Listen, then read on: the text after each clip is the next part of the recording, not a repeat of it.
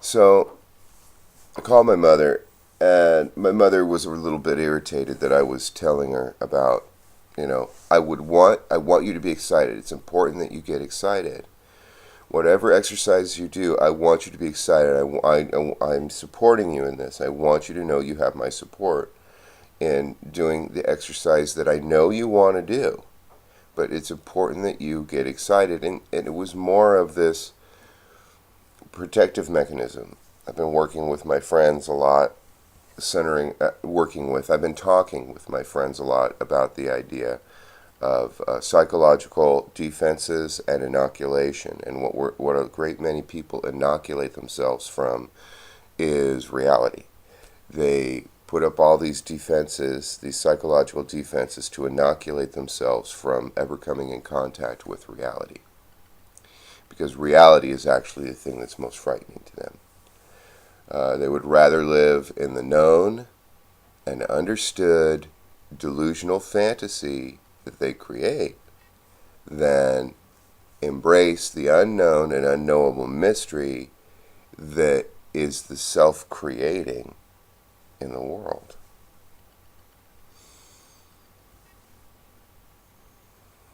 So as I was laying in bed this morning, I was thinking about my mother's fear and my experience of my fear of having to go past that physical limitation. My pain was so bad that pills and drugs didn't do it. I am not a hype, as a friend calls them. I don't shoot drugs.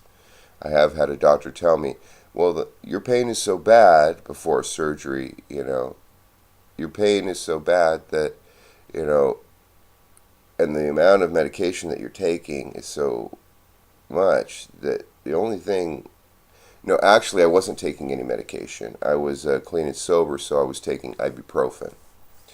And I had severe nerve damage.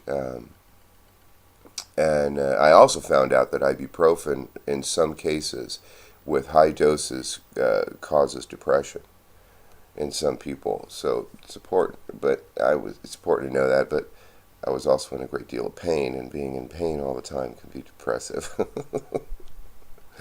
uh, I can laugh at it now because I've made it through, and I'm getting to my idea of what I wanted to talk about. What came to me this morning. But they said that they would have to install a morphine pump in my stomach or in my side, or I just shoot a button. And I was really afraid of having something implanted in me, And I think doctors know this stuff. It's supposed to freak you out, especially their delivery, the way they deliver it. They sort of want to freak you out. If you get past this, you've got to get past this. Break on through to the other side. They know that aspect, but they also know the reality that, yeah, we can put a pump in your side. I remember somebody telling me a surgeon will always recommend surgery. They're a surgeon, for God's sake. They're not going to recommend homeopathy, natural medicine. Let's cut you open and, mess with your guts. That's their due. That's their thing. So anyway, I've had 2 surgeries, and I'm very grateful that I've had them, I mean, for God's sake, the people cut me open. I better trust them. But with my mother's resistance and